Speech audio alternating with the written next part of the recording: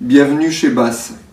Bienvenue chez Basse, c'est le titre d'une émission culte qu'on a tous écoutée. Merci Pierre-Louis Basse de nous accueillir chez vous. Je trouve que Bienvenue chez Basse, c'est plus que jamais bien employé.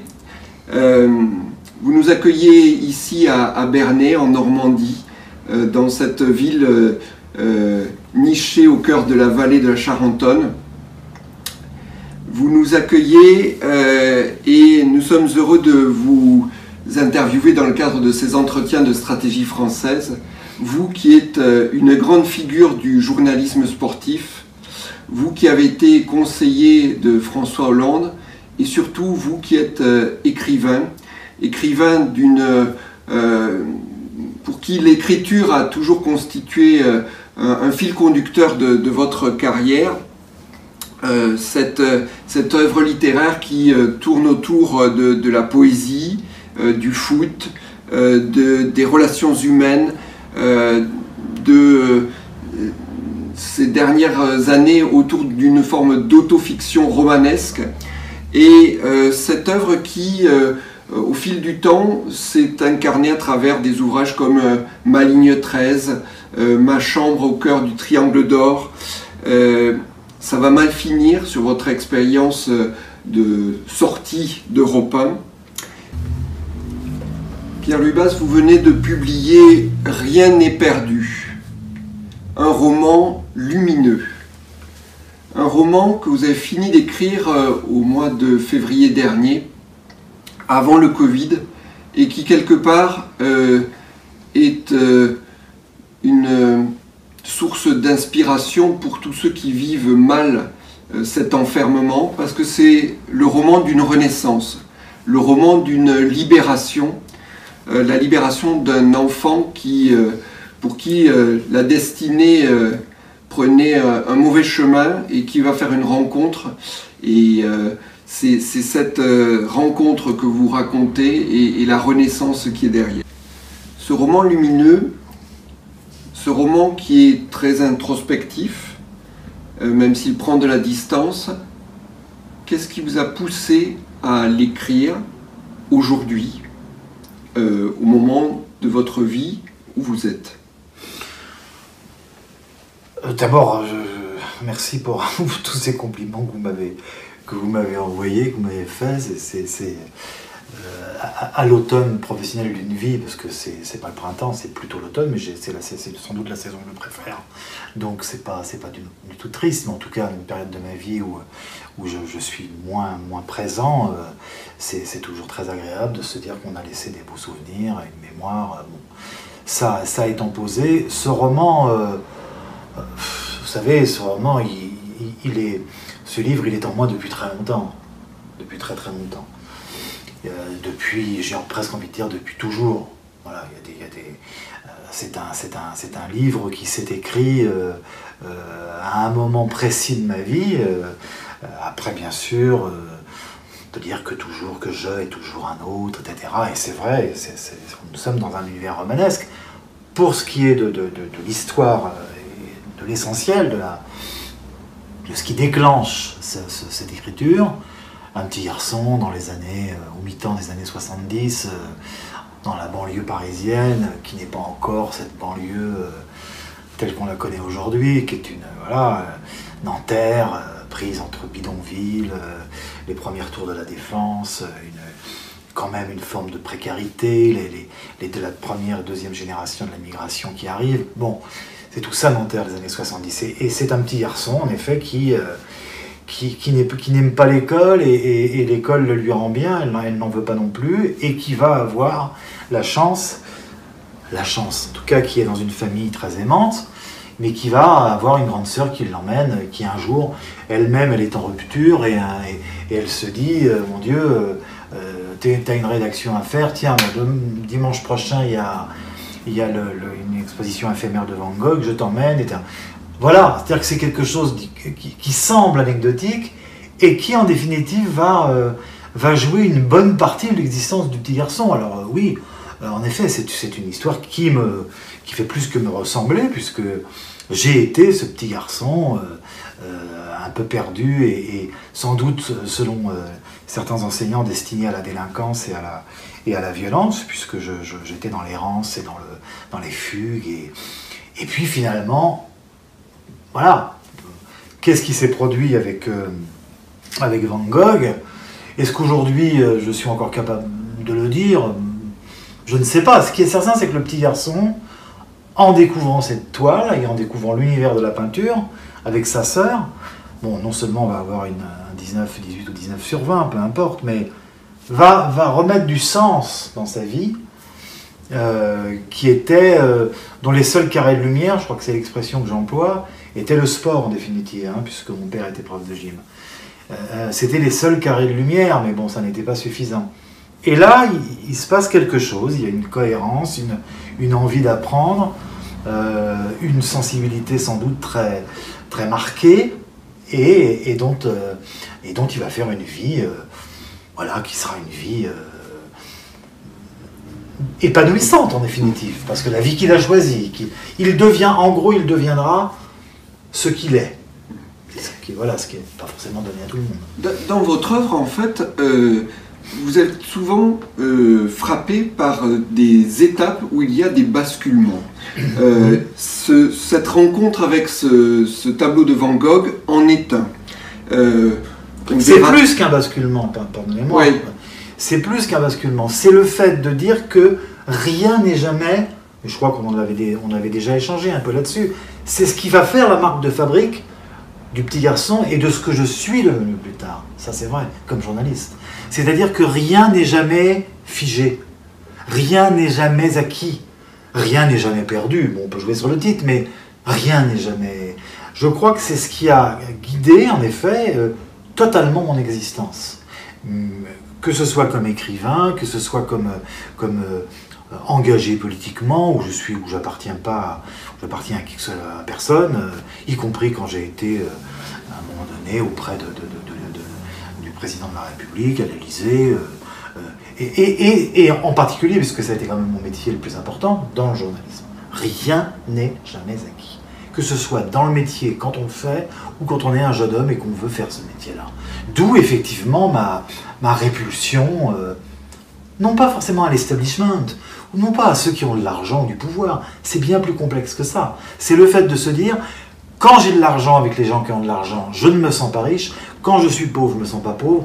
Quand je me sens dans un endroit, ce que dit Aragon magnifiquement, je me sens étranger en mon propre pays. Et ça, c'est formidable, parce que ça vous permet de faire des choses et d'avancer. Donc c'est plus qu'un basculement. Voyez-vous ? Alors, ce que je prends comme basculement, effectivement, c'est le fait qu'à certains moments donnés de votre existence, alors, il se trouve que ce sont des SMS, mais ils introduisent une bifurcation. C'est quand vous êtes un soir dans le quartier Port-Royal où François Hollande vous écrit de manière très étonnante. Où êtes-vous? Que faites-vous? Et ce petit SMS va faire un basculement de 4 années et vous propulser à l'Élysée. Un autre SMS qui est un basculement, c'est celui de la rupture amoureuse. On en parlera tout à l'heure. Je souhaite revenir sur la bifurcation importante, celle de Van Gogh, pour parler un petit peu de votre mère. Votre mère était militante communiste, j'ai envie de dire acharnée, viscéralement. Et ce que vous dites, c'est que à partir du moment où vous prenez un autre chemin qui nourrit beaucoup de livres, de littérature, vous évoquez une éventuelle peur de la liberté qui serait la vôtre. Ça me touche beaucoup que vous mettiez l'accent sur cet aspect du roman, parce que il me semble, dans les relations avec ma mère, que c'est l'essentiel. C'est-à-dire que, et vous avez parlé de militante communiste, c'est pas finalement moi aujourd'hui, à l'âge finalement que j'ai, et qui est l'âge qu'elle avait quand elle est partie, donc assez jeune, ça n'est pas ce que je retiendrai. Je retiendrai surtout la vie d'une femme. La vie d'une femme, à la fois mère, qu'est-ce qu'une femme? Comme la vie d'une femme, qui doit être à la fois mère, amante, organisatrice à la maison, militant, c'est beaucoup. C'est beaucoup, beaucoup, beaucoup. Dieu soit loué, les choses évoluent. Je ne sais pas si elles évoluent toutes dans le bon sens, mais les femmes aujourd'hui se font respecter davantage, et encore que rien n'est là aussi dans ce domaine n'est acquis. Mais enfin, voilà une femme qui a rêvé, elle avait les moyens, elle aurait pu être députée, ministre, quand on en voit certains ou certaines, elle n'a pas été. Elle aurait pu et dû être, même si sa vie a été tout à fait digne, mais elle était secrétaire dans un grand lycée, elle aurait pu, mon Dieu, faire tas d'autres choses. Elle n'a pas pu. Pourquoi n'a-t-elle pas pu? Parce qu'il a fallu élever les enfants. Une période encore dans les années 60, 70, où c'était en gros le père, fut-il talentueux, qui allait devenir maire adjoint d'une très grande ville, et elle qui ne l'a pas été. Vous voyez, bon, et tout ça, quand elle sort de la guerre, elle est une héroïne, puisqu'elle est invitée par les Alliés, par le général de Gaulle, comme elle a été celle qui a ramené les planches et les lettres de Guy Moquet. Elle est donc, c'est une héroïne. Elle rêve, elle aurait aimé être danseuse, je le sais aujourd'hui. Elle avait les capacités, elle ne l'a pas été. Bon, et je crois qu'il y a en elle quelque chose, c'est terrible, mais en effet, et là je me suis appuyé sur des carnets de santé de l'enfance, j'ai voulu travailler sur des lettres. J'ai bien senti qu'il y avait, dans la relation entre le fils et la mère, comme non pas une amertume, mais une difficulté forcément à admettre que cet enfant allait réussir ce qu'elle n'avait pas pu faire. Mais c'est tout à fait compréhensible. D'ailleurs, je cite, je crois de mémoire, une dédicace qu'elle m'avait faite pour mon anniversaire, je devais avoir 20 ans. Elle m'avait offert Aurélien d'Aragon et elle m'avait mis en retard pour ton anniversaire, je t'offre ce que tu connais bien mieux que moi. Il y avait derrière cette dédicace, bien sûr, beaucoup d'amour, mais aussi l'idée que, voilà. Donc, tout ça est très complexe, en dehors du fait que les relations humaines sont toujours très complexes, toujours marquées par le sceau de l'amour, bien sûr, et de l'attachement, mais marquées aussi, en effet, par je n'étais pas communiste et je ne le serai jamais. Voilà. Ça, et ce que j'allais apprendre, j'allais l'apprendre à l'extérieur de la famille. Un mot sur cette question pour finir, parce que c'est une question fondamentale dans la construction.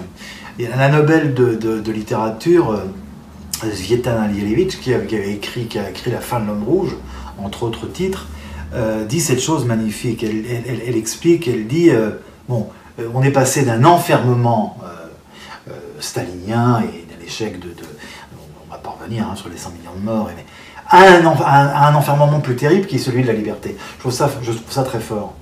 Je ne suis pas certain, si vous voulez, que cette liberté qu'on nous a vendue au nom du grand marché soit moins un enfermement que la première. Au moins la première, pouvions-nous avoir la liberté de la transgresser, de passer par-dessus. C'est ce que j'ai fait, en ne devenant pas communiste. C'est-à-dire que ça me fait rire d'ailleurs, parce que beaucoup, dans le milieu de la littérature, non, mais parce que j'ai réussi peut-être à ouvrir des portes avec mon travail, qui commençait à être reconnu, mais dans le métier journaliste, je serai toujours pas le coco, mais toujours, alors que il n'y a pas plus, il n'y a pas plus, je veux dire, ennemi, moi, que le stalinisme et la barbarie. Ce que j'aime et ce que je respecte, c'est la loyauté intellectuelle de tous ces gens qui sont battus pour un idéal.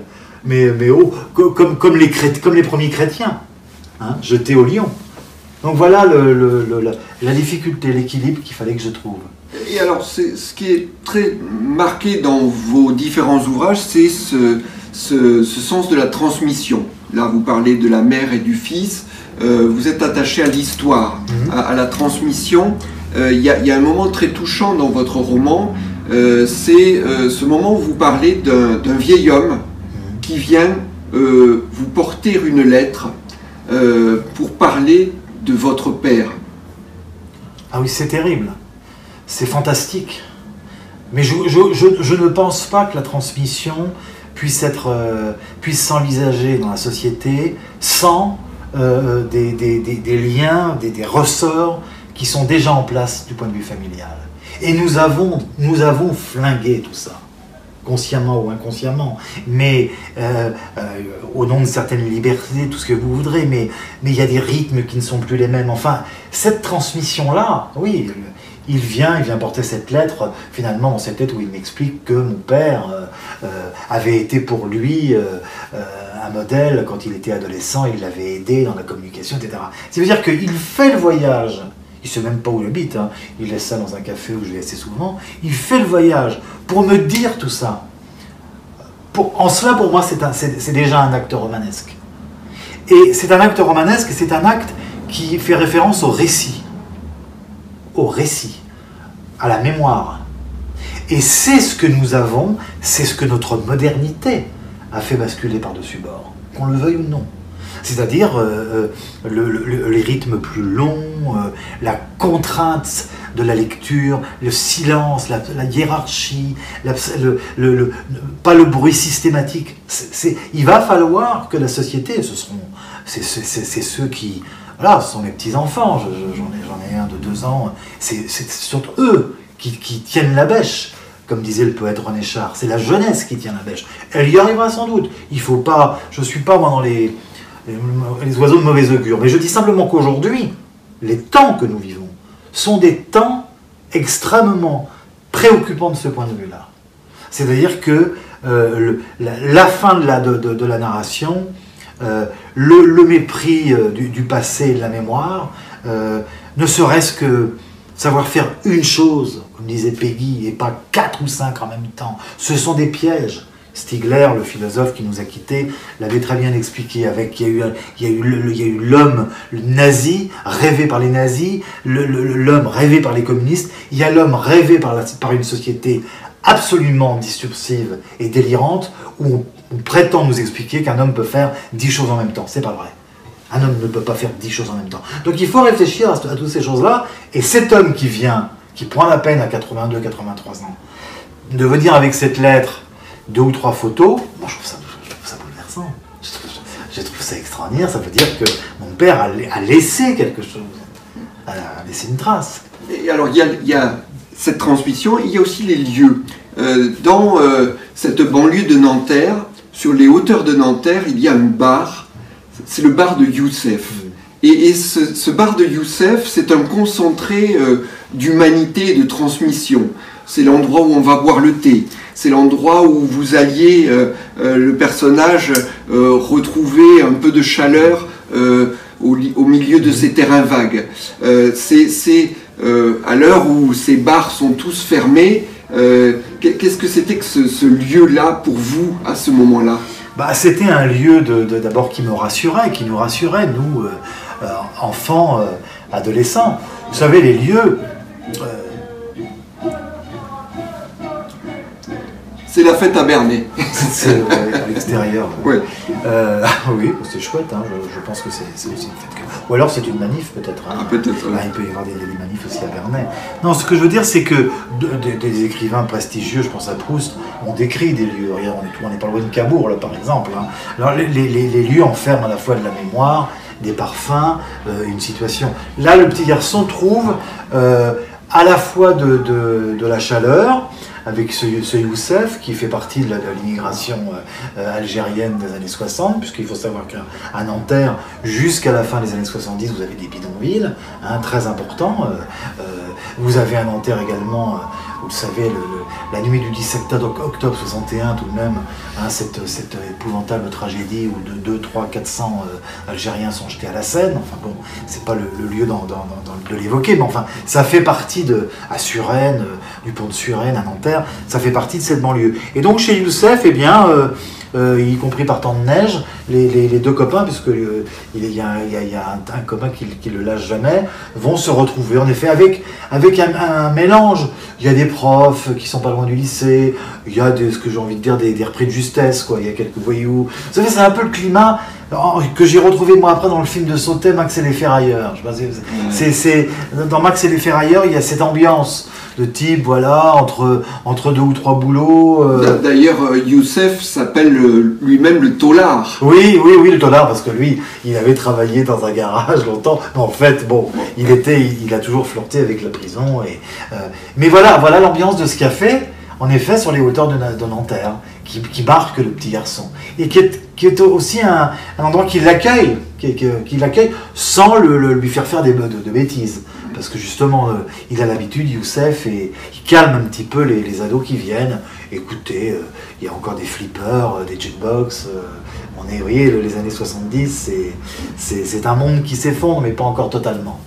Alors, ce qui va permettre la renaissance de ce jeune homme, c'est l'éveil à la beauté du monde. Chez vous, la beauté du monde n'est jamais très loin de la beauté des femmes. Et il y a aussi l'éveil à la sensualité. J'aimerais que vous nous parliez un peu plus de ce tableau de Van Gogh qui est comme un éclair, dites-vous. Qu'est-ce qu'il... on mettra évidemment la photo, mais qu'est-ce qui vous a ébloui? Est-ce que vous savez le dire avec le temps qui passe, avec le retour devant ce tableau? Ah oui, d'autant que je l'ai revu seul pendant plusieurs heures au musée d'Orsay, puisque et d'ailleurs je remercie la direction du musée d'Orsay qui m'a permis de le revoir tout seul pendant plusieurs heures, au moment où j'écrivais ce roman, à la fin de l'écriture. Je crois que j'écris, je dis quelque part, autant parfois on peut douter sur tel ou tel résumé fulgurance, où l'écriture est un doute, autant là je crois que je ne pouvais pas trouver mieux. Quand je dis il me semble que ce tableau m'a regardé autant que je l'ai regardé. Voyez-vous? C'est-à-dire que c'est... et quand je l'ai retrouvé, il me semble avoir retrouvé peut-être comme un ancien amour disparu que nous allons retrouver sur un quai de gare, parce que c'est toujours comme ça la vie. On s'éloigne, on se sépare, et puis un jour, paf, on attend un bus ou un métro et on tombe sur la personne qu'on a aimée. Et bien là, c'est un peu la même chose. Pour moi, le rapport que j'ai à l'art est très proche d'une relation presque humaine, c'est-à-dire que oui, il y a dans ce tableau, en effet, particulièrement, il y a de la lumière, il y a du détachement, il y a de la liberté, il y a de la vie de bohème, il y a ces petits enfants, ces gosses qui sont dans l'herbe, qui sont pris comme sur le vif par Van Gogh. Manifestement, Van Gogh a dessiné ce tableau en 1888 très rapidement. Il l'a pris dans le... Voilà, il y a cette ambiance de roulotte, on n'est pas loin du western, enfin bon, c'est tout ça. Mais il faut se méfier de plaquer une histoire qui est la nôtre aujourd'hui sur une histoire ancienne. Je ne pense pas avoir pensé toutes ces choses-là au bon moment même où je voyais en décembre 71 ce tableau avec la grande sœur. Je crois vraiment qu'il y a eu un échange entre, d'une part, un petit garçon dont la sensibilité était forte, mais qu'elle n'était pas guidée, elle était un petit peu, non pas schizophrénique, mais elle allait un peu partout. Et puis ce tableau qui lui donne du sens à un moment donné. C'est-à-dire que brusquement, en voyant ce tableau, il doit se dire, c'est possible la beauté. Il y a autre chose que la fuite, que la sexualité non voulue, imposée, que la violence. Il y a autre chose que ça. Il y a de la beauté, donc il y a du travail, donc il y a des livres à lire, donc il y a autre chose. Je crois que c'est plus ça qui s'est produit. Et en même temps, c'est vrai que c'est fascinant, parce que là maintenant, alors je peux vous dire, on peut sortir du livre, mais je crois profondément, plus de 50 ans après, que ce moment, j'aime bien cette expression qui appartient à Guy Debord, quand il parle des moments, le moment d'une société, un moment, avant et après. Ce moment de la rencontre avec Van Gogh a été fondamental, a été essentiel. Je ne peux pas dire que s'il n'avait pas eu lieu, les choses se seraient passées de la même façon. Alors justement, à ce propos, votre ouvrage pourrait être comme un roman d'apprentissage, où le héros se confronte à des difficultés, en tire un enseignement, progresse, et comme cette formule, on va dire, traditionnelle du roman. Je vous demande, Pierre-Louis Basse, si vous n'êtes pas frappé par la transcendance. Quelque part, ce tableau, il vous tombe dessus. Il n'était pas prévu, ce n'est pas une épreuve voulue à laquelle vous allez vous confronter, il vous tombe dessus. L'immanence, c'est le rapport à l'autre, la confrontation quotidienne qui fait qu'on peut être dans cette forme d'apprentissage de la vie. Là, c'est comme voilà, quelque chose qui tombe.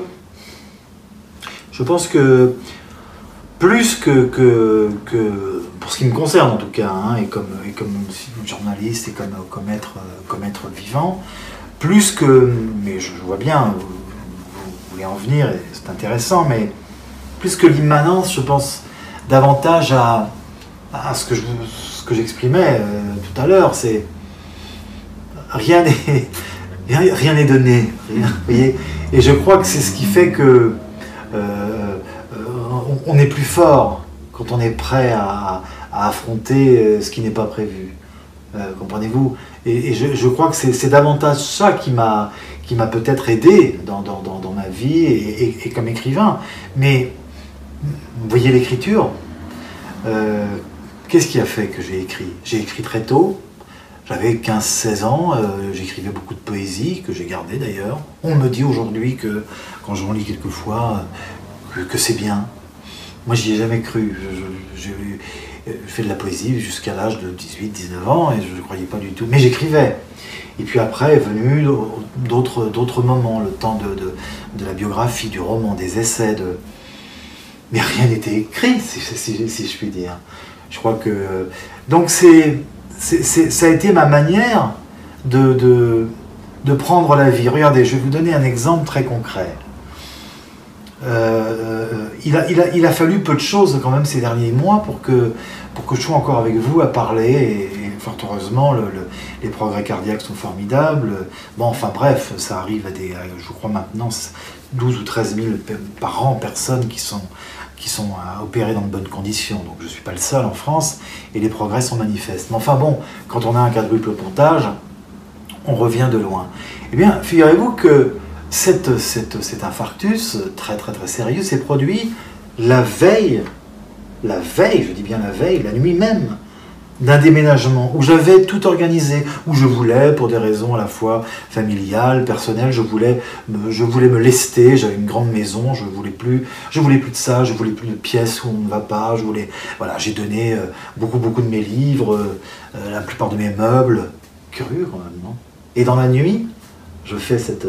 Alors, mon médecin me dit, mais quand même, tu avais du pif. Non, c'est la vie. Parce que la vie, c'est ça. C'est l'inverse qui serait complètement fou de se dire, on va avoir un plan de carrière. Non, je ne crois pas. Je crois que la vie nous réserve des joies extraordinaires, des chagrins terribles, et qu'il faut être prêt... Alors peut-être le suis-je plus que les autres. J'aime bien l'expression sismographe, ce sont les surréalistes qui l'ont. C'est Breton qui dit ça, le sismographe. Je crois que ça vient de l'enfance. Pourquoi j'ai été toujours un sismographe où je suis sensible, comme le sismographe capte l'orage ou le temps orageux. C'est plus ma manière de concevoir la vie et l'existence. Alors vous parlez de tristesse profonde et de joie forte. Dans votre roman « Je t'ai oublié en chemin », vous dédicacez ce roman, vous le dédiez à Olivier Katchikian, dont vous dites « Sa rude finesse m'a sauvé du pire ». Oui, je ne vais pas vous parler très longuement de ce roman parce que, non pas que je le rejette, pas du tout, hein, bon, mais ça a été un épisode de ma vie, je crois, qui est en train petit à petit de se refermer, mais extrêmement violent. Sauver du pire parce que la question était très simple. Je me suis trouvé un jour à feuilleter un livre de William Styron sur sa dépression et très étonnamment, ce livre était dédié à une femme dont le nom était le nom éponyme de la personne qui était au cœur de ma dévastation. Donc je me suis dit, là encore, voilà encore un hasard objectif. Vous parlez de ma danse. Je me suis dit, bah voilà ce qu'il faut que je fasse. Il faut que j'en fasse un roman. Autrement, je vais me tuer. Puisque c'était la décision, je ne sais pas, mais en tout cas, j'étais dans un rapport là à la vie, qui était. Mais c'est encore une fois, c'est pas à l'être qu'il faut désigner, c'est pas l'être qui. L'erreur, c'est de croire que l'être est votre ennemi. Non, c'était sans doute moi et ma personnalité qui n'étaient pas en mesure d'affronter des choses qui font partie, ma foi, de l'existence. Donc j'en ai fait ce roman, il est là, il restera. Si je peux vous en dire un mot, c'est que l'idée c'était, est-ce que l'écriture est capable de mettre à distance, en la sublimant, mais surtout de mettre à distance la souffrance qui finit par s'imposer comme une espèce, et devenir une espèce de névrose. Je crois que c'est ce qui fait la grande dévastation des chagrins d'amour. Moi, je trouve ça très beau de se tuer par amour, personnellement. Je trouve ça magnifique. Se tuer par amour, je trouve ça absolument extraordinaire. Et effrayant, bien sûr. Mais quand on dit chagrin d'amour... Alors la question était là. Je ne voulais plus vivre. Et l'écriture et le fait de mettre à distance tout cela et d'inventer une forme de mémoire, on retombe sur la mémoire, différente, eh bien, m'ont aidé à... Voilà. Alors, sans approfondir trop, mais je veux dire, on est encore dans la mémoire. C'est une confrontation avec aussi la solitude. Cette confrontation à la solitude, vous l'illustrez parfaitement dans une rencontre que vous faites dans la baie de Pennap, sur l'île aux Moines. Faudrait qu'on parle de la géographie de Pierre-Louis Basse. Pierre-Louis Basse, c'est une géographie qui s'incarne à l'île aux Moines, à Bernay aujourd'hui, dans ce quartier de l'Odéon de Paris. On parlera tout à l'heure de l'Élysée. C'est l'influence de Patrick Modiano. Qu'est-ce qui fait que ces lieux-là prennent autant d'importance pour vous? Et alors, juste pour reboucler avec la baie de Pennap, vous rencontrez là-bas Jean-Louis Normandin, ce journaliste qui a été prisonnier du Hezbollah et qui a connu la solitude dans les geôles du Hezbollah à Beyrouth. Et quelque part, là, il y a un concentré de ce que peut être cette solitude. Qu'est-ce que, pour vous, la solitude a de bon? Parce que je pense que l'écrivain, c'est un être qui se nourrit de la solitude pour son écriture. Et qu'est-ce qu'elle a de moins bon?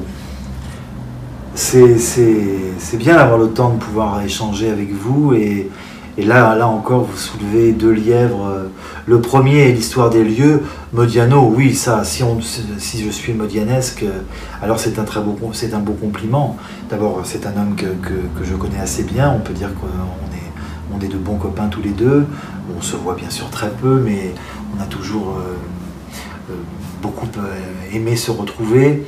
J'admire son travail, son écriture.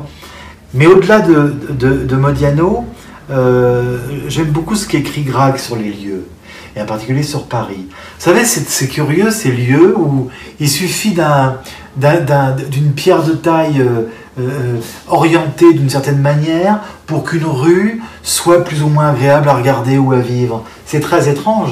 Vous allez vous retrouver dans une rue, je peux au hasard, je peux parler de la rue de Grenelle ou de la place du Palais Bourbon ou des choses, des rues que j'ai arpentées, ou dans le 18e, rue Ganneron, rue d'En-Raymond, toutes ces rues que j'ai arpentées quand je marchais. Eh bien, c'est vous-même aussi qui les chargez de quelque chose. Mais il y a comme une électricité, en effet. C'est pas un hasard si les surréalistes étaient des marcheurs. Vous savez, ils étaient de grands marcheurs. Je rappelle le paysan de Paris d'Aragon et plein d'autres textes. Oui, j'ai un rapport au lieu qui est un rapport, je crois, fait de sensualité, d'électricité, vous voyez, où on se retrouve aujourd'hui dans un lieu. J'ai aimé immédiatement cet appartement. Il n'est pas, et je crois qu'il n'est pas luxueux, il n'est pas très très grand, mais j'y ai trouvé tout de suite des choses qui ont à voir avec la chaleur, avec l'histoire, et en l'occurrence, c'est une ancienne, c'était les écuries, ça a été un très grand hôtel à Bernay, et puis ça a fait partie d'écuries, enfin, à la fin du 19e, enfin, il est chargé d'histoire, quoi, et je m'y sens bien. Pareil, avant, j'ai eu 2 autres maisons à Bernay, donc je me balade pas mal. Voilà pour les lieux. Je crois qu'un lieu, oui, peut vous électriser, c'est certain. Quant à Jean-Louis Normandin sur l'île aux Moines, qui est un très grand ami, et vous parlez de la solitude, Jean-Louis, quand il a été libéré, il a quand même passé 2 ans attaché au radiateur, hein, à voir mourir son ami Michel Seurat à côté de lui, le mardi pour le jeudi, pensait qu'il allait prendre une balle dans la tête, enfin bon. Jean-Louis s'en est sorti. En fait, en voyant, il a découvert l'île aux Moines et il a vu cette maison et il s'est installé à ce moment-là sur l'île aux Moines à la sortie de sa libération. Et c'est vrai que Jean-Louis, il n'est pas forcément taiseux, c'est quelqu'un, on passe des soirées extraordinaires quand j'y retourne, mais c'est vrai qu'il avait besoin de cette solitude parce qu'elle lui permet de, non pas d'agiter ses démons ou ses fantômes, mais certainement oui pour l'instant il n'a pas écrit encore et je le pousse à écrire. Il est très très lié avec Jean-Paul Kaufmann, il était très lié à Roger Haut qui nous a quittés. J'ai vu passer ces personnages qui sont délicieux, qui sont aussi discrets et blessés qu'ils ont été enfermés, et vous, pendant des années. Et Jean-Louis, bah, c'est ça, c'est sa solitude, je crois, elle est, je n'ai pas envie de dire qu'elle est quasiment naturelle, mais elle était prévisible. La mienne, vous savez, celle d'un écrivain, elle n'est pas toujours simple. C'est pas toujours facile d'être pendant des mois. Je n'ai pas beaucoup apprécié pendant le confinement, le premier confinement, hein, que celui-ci, je n'ai pas envie de dire que c'est un faux confinement, certainement pas pour toutes ces familles qui vivent à 6 ou 7 dans des tout petits appartements à Paris ou en banlieue et qui souffrent. Et il ne faut pas l'oublier. Et lors du premier confinement, j'ai lu des choses, comme disait le fils de Romain Gary, Diego Gary, les grandes écrivains, nous expliquant que le confinement c'est formidable, parce qu'on peut réfléchir, vous comprenez, on a une surface intellectuelle qui nous permet. Enfin, tout ça c'est conneries que j'ai entendues. Le confinement c'est dur pour tout le monde, hein, en particulier pour celui ou celle qui n'a pas les moyens de s'évader un petit peu ou d'avoir un jardin. Le premier confinement, j'avais un jardin, donc bien certes, je voyais mon petit-fils de l'autre côté de la vitre et c'était pas facile, mais enfin, il venait un petit peu les enfants pique-niquer. C'est dur. Alors, c'est la raison pour laquelle je vous parle de la solitude. Parfois, c'est difficile, c'est dur d'être pendant 3, 4, 5 mois complètement, quasiment autiste, hors du réel, et de travailler et d'écrire. C'est une contrainte quand même. Hein, bon. Alors, racontez-nous un peu, ouvrez un peu le capot, là, l'écrivain Pierre-Louis Basse, il s'enferme totalement pour écrire un bouquin, il dort la nuit, enfin il dort le jour, il travaille la nuit, enfin alors, est-ce que vous écrivez sur ordinateur, enfin voilà, quel est votre on aimerait connaître mieux l'artisan écrivain Pierre-Louis Basse. Bon, ça n'a rien de terriblement intéressant. Hein. Il y a plusieurs temps.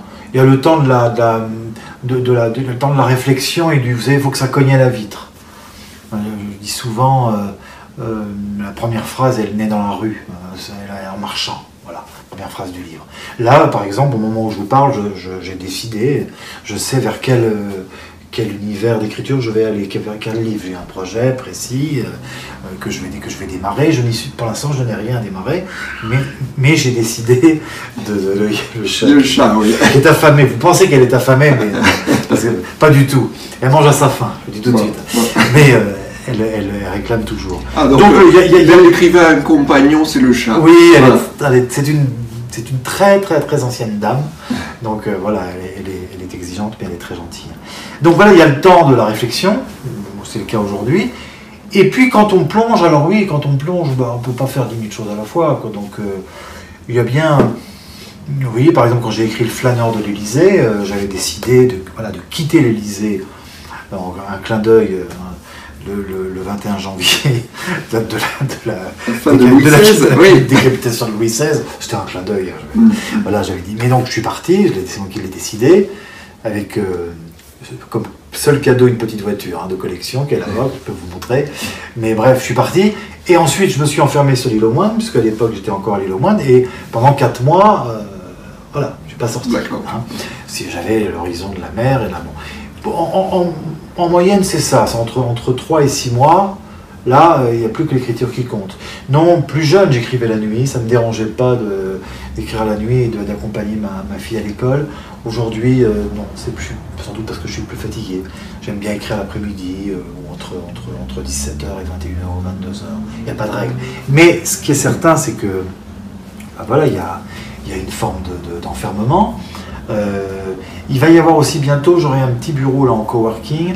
Et c'est très bien, je pense à mon copain Jean Tollet qui racontait ça récemment dans une émission. Il a tout à fait raison, Jean. Même si c'est avoir un bureau juste en bas, au 2e étage, c'est bien d'aller. Voilà, c'est pas le métro, c'est pas. Hein, mais d'aller vers un endroit à l'extérieur. C'est pas facile d'être dans le. Et je pense que je vais revenir un peu à ça, d'avoir un petit bureau tout simple dans lequel j'irai écrire et travailler. Alors, j'ai une question, Pierre Lubas. Quel est votre problème avec les chaussures? J'en ai pas. C'est extraordinaire. À l'Élysée, vous avez quelques moments d'anthologie où vous parlez de la douleur de ces chaussures pointues. Ici, c'est une réalité, franchement. Il n'y a rien de plus difficile pour un cadre aujourd'hui. C'est une réalité. Au 19e, on obligeait les gens, pour les photos, vous savez, à se mettre des trucs dans le dos. Il y a toujours une souffrance. Les pompes très, très pointues, je peux vous dire que c'est une souffrance. Enfin, peut-être que vous aimez ça. Moi, je mettre des pompes pointues chaque jour, c'était une souffrance. Je me suis même cassé la figure devant le Premier ministre japonais, quand même. Hein. Ça, il fallait effectivement le faire. Mais alors... quand vous quittez les chaussures pointues, vous prenez des chaussures larges, des paraboutes, et là, on se fout de votre gueule. Le personnage féminin, vous trouvez que c'était des jeux. Là, vous faites référence à Je t'ai oublié. Ouais. C'était devenu des chaussures qui ressemblaient à des chaussures de la Seconde Guerre mondiale, ce qui est totalement faux, parce qu'il n'y a rien de plus... Paraboutes, c'est quand même pas des... C'est des pompes pas donné, qu'on peut garder 15 ans. Ouais. Bon, elles ont tendance... Mais encore même pas à s'avachir. Elles sont... Bon, c'est un peu... Vous savez l'expression qu'on employait quand on était gamin, les écrase-merdes. Ça c'est une expression voilà, dont on peut se passer, mais c'est quand même des belles chaussures. Mais j'ai pas de problème avec les chaussures, juste, vous savez, il y a une expression à côté de ces pompes, tout ça, je trouve ça assez joli. Mais c'est ce qui caractérise souvent votre œuvre, ce sont ces petits riens qui révèlent l'essentiel. Oui. Alors l'essentiel, moi j'aimerais que vous partagiez un petit peu quelques moments de cette expérience à l'Élysée, parce que le flâneur de l'Élysée, vous le dites vous-même, hein, flâneur, c'est un petit peu le fil conducteur de votre parcours. Comme ce personnage qui est un pas de côté, qui observe les choses, qui est acteur aussi, mais qui garde cette distance.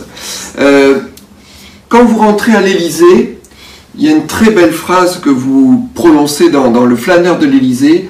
Quand je rentre dans cette grande maison, je sais que je vais vivre une belle aventure, à condition de ne pas oublier mes bagages.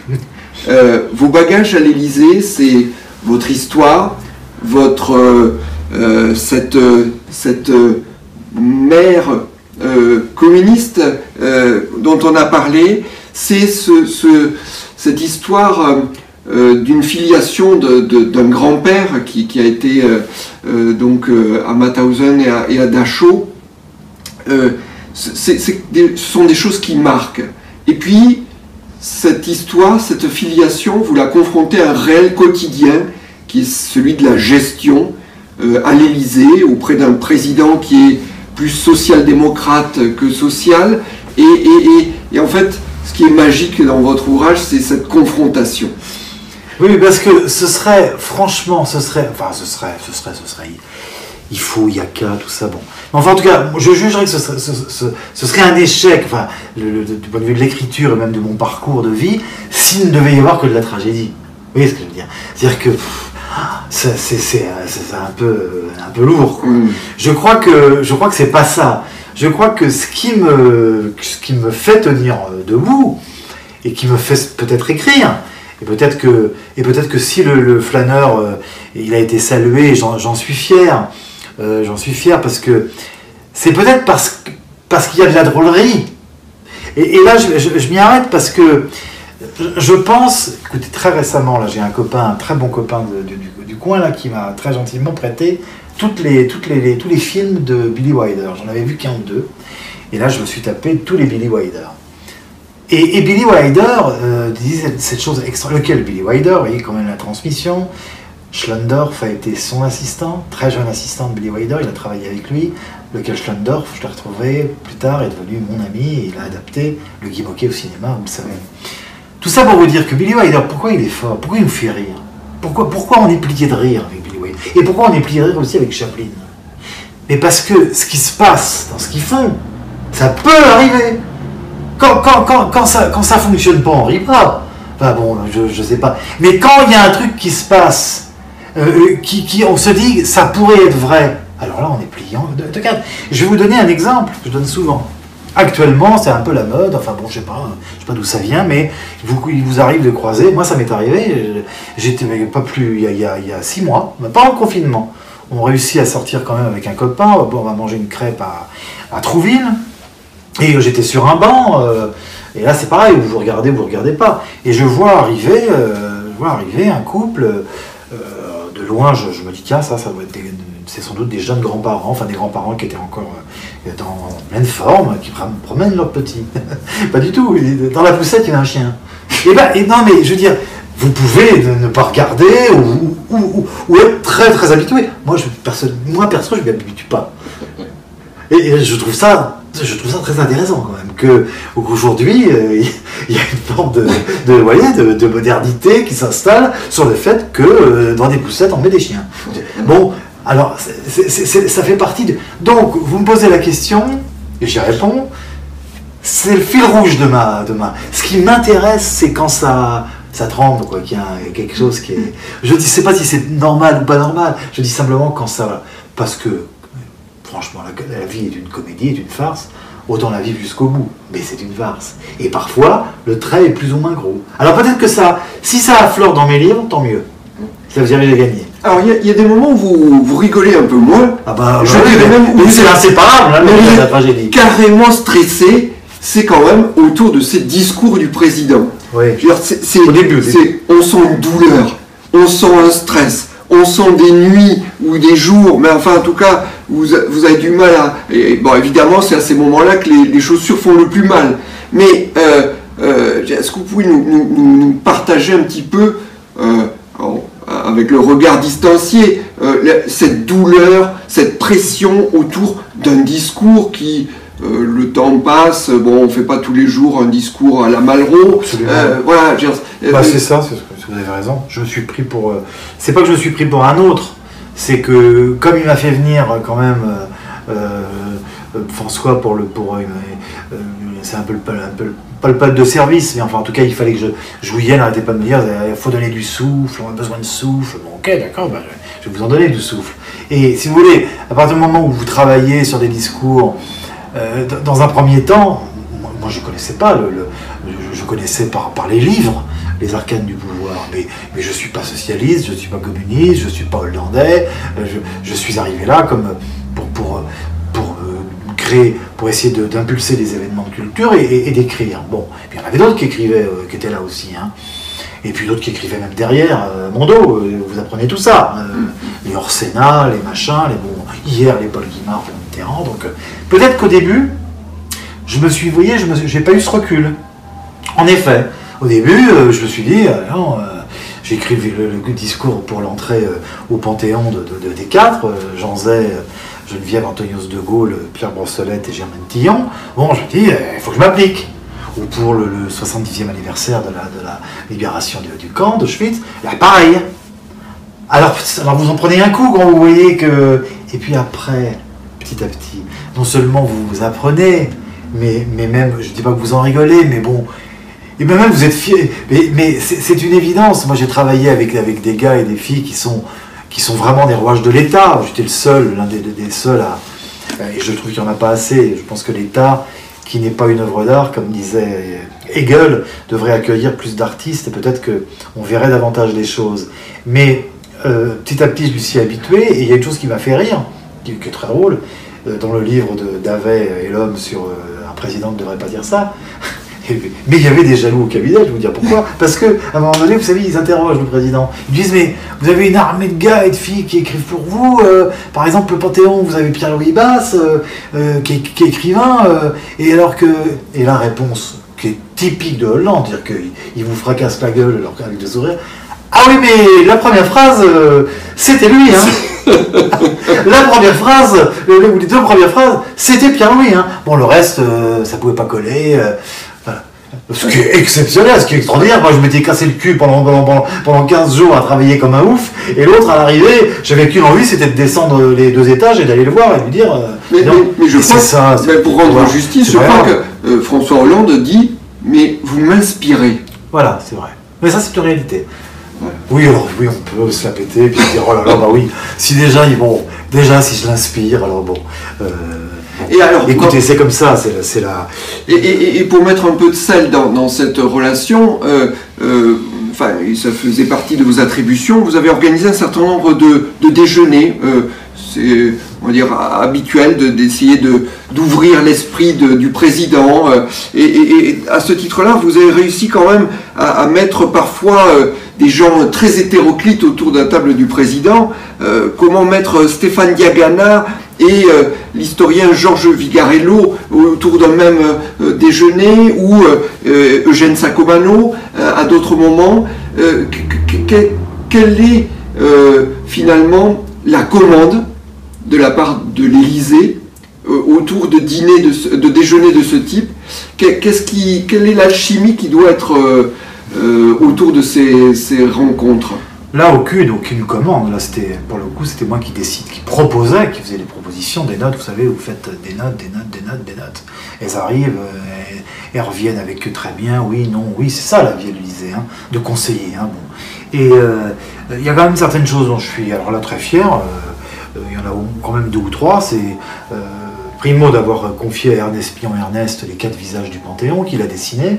Hein, ça j'en suis, et qui a été accepté, qui a été une commande d'État ensuite, d'avoir confié l'organisation du centenaire de Verdun pour la télévision à Volcker, Schlendorf, d'avoir soutenu vraiment à fond le festival du cinéma russe, d'avoir aidé les villes de Diolfi, Moissac, la ville des Justes, de trouver un peu d'argent, des sous pour que leur colloque puisse avoir lieu. Et c'est des choses comme ça, je peux vous dire, j'en parle rarement, j'en ai quasiment jamais parlé, dont je suis très fier. Quant au dîner et déjeuner, non, là ce sont des réflexions,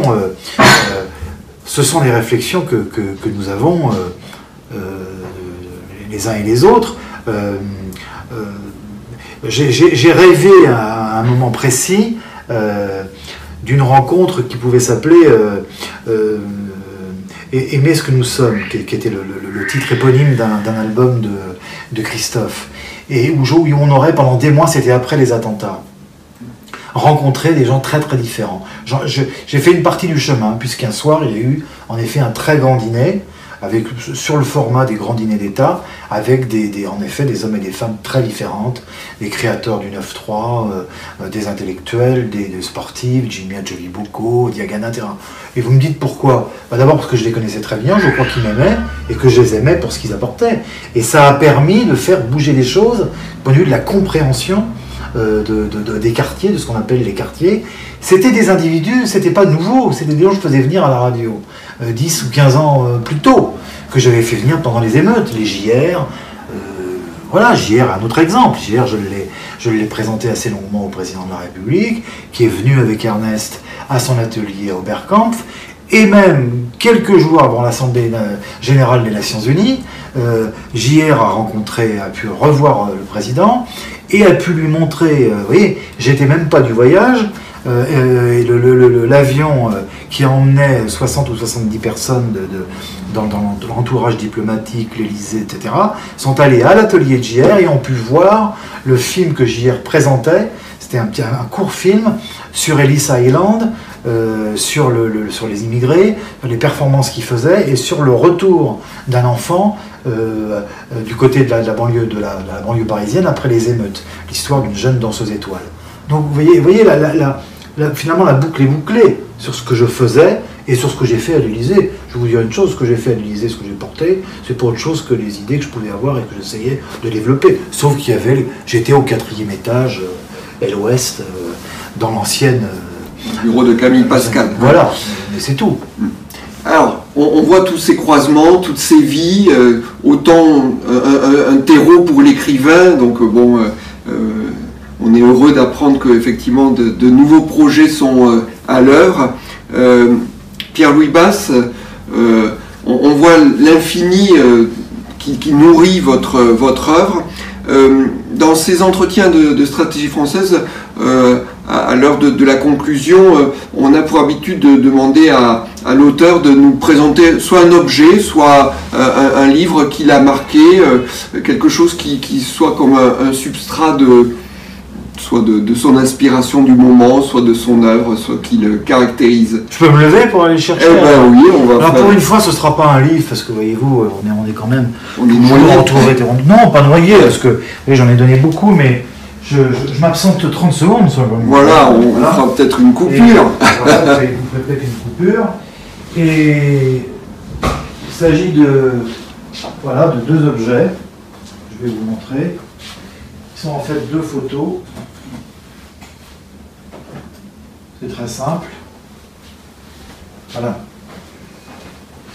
Qui m'accompagnent depuis j'ai envie de dire, depuis toujours, et qui sont deux photos que je peux montrer, que vous pouvez montrer.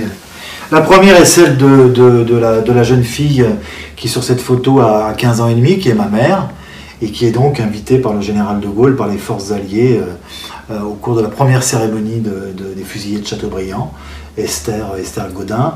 Vous voyez qu'elle regarde quand même, ce qui n'est pas une caméra, mais enfin, le gouvernement provisoire est présent. Il y avait à l'époque Tillon, Michel Debré, et donc les forces alliées, les soviétiques, les anglais, les américains, au moment de la première commémoration en 1944.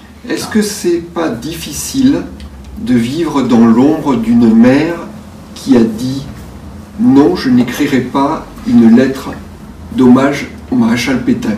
J'ai envie de dire oui et non. Oui et non. C'est difficile parce que, oui, ça vous met la barre, ça place la barre très très haut. C'est vraiment très difficile. Mais en même temps, quel pied? Comment voulez-vous que je sois impressionné par un grand patron de chaîne, de radio, de télé? Je ne pouvais pas l'être. Vous comprenez? Ça ne voulait pas dire que je ne le respectais pas. Attention. Mais quand j'étais dans les échanges avec, peu importe leur nom, je me souviens même du président Jean-Luc Lagardère, pour lequel j'avais beaucoup d'admiration. Vraiment, et on se voyait 2 fois par an quand il était président d'Europe et jusqu'à sa mort. J'ai eu beaucoup de... vraiment pour ce monsieur... Mais j'avais pas peur. Mais j'avais pas peur. Et je crois même qu'il devait le sentir. Et c'est pas de l'inconscience. C'est juste que c'est peut-être ce qui m'a été donné. Pour le reste, c'est très difficile. C'est très compliqué.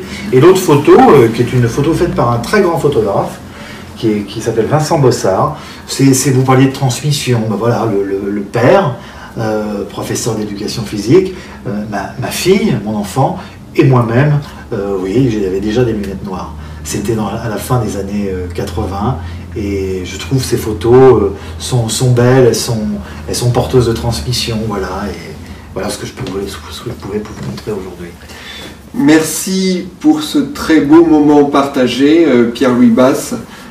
C'est un plaisir de vous lire, c'est aussi un plaisir de vous écouter, vous avez une voix, et puis vous avez aussi un style. Avant de vous rencontrer sur la route, on se disait finalement, Pierre-Louis Basse, c'est un style. Et on pourrait s'amuser à faire une sorte de dégustation à l'aveugle, écouter plusieurs textes et essayer de reconnaître. Eh bien, je suis certain qu'on reconnaîtrait du Pierre-Louis Basse. Écoutez, ça arrive parfois encore aujourd'hui, et je trouve ça bien plus chouette que si c'était la télé, où c'est donné tout de suite. Quand quelqu'un me dit « Oh, je connais cette voix », je trouve que c'est chouette parce que il y a un travail sur l'imaginaire. Vous voyez, on retombe encore dans des choses que j'aime. Quand on parlait de style, je sais pas si le style fait l'homme. Ce que je sais, c'est que je sais aujourd'hui que je suis devenu ce que j'étais. Avec des défauts sans doute, des qualités, mais je suis devenu ce que j'étais. Et ça m'aide à vivre dans cette époque.